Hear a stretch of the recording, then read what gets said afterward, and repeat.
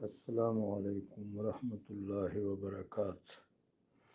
اس حوالے سے بات بالکل واضح ہے کہ اگر وہ خصوصی حالات پیدا ہو جائیں تو پھر شرط عدل اور شرط استطاعت کے ساتھ یہ مباح ہے، مباحن، الاؤڈ، جائز، لیکن دو شروط ہیں کہ جو شخص ایسا روا رکھے اس میں استطاعت ہونی چاہیے، سکونت، قسوہ یعنی ملبوس اور نان و نفقہ کی، یہ استطاعت ہے، یعنی وہ شخص مستطیع ہو کہ ان دونوں نفوس کو، دونوں ازواج کو وہ سکونت دے سکے،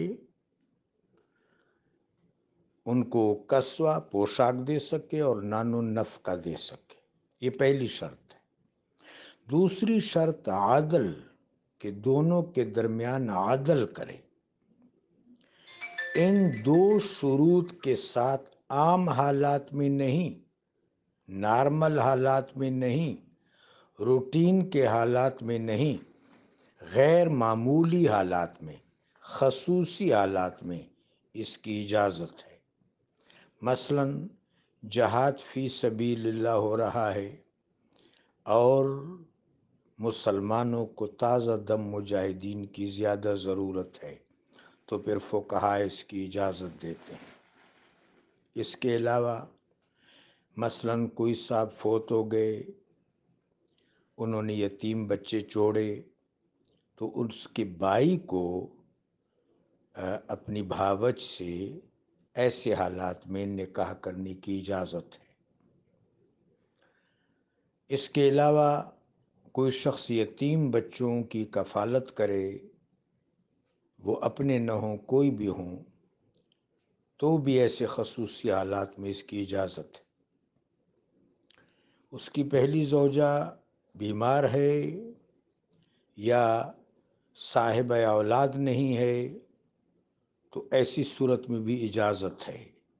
یہ وہ تمام راستے ہیں کہ جن کی وضاحت فقہاء نے کی ہے، لیکن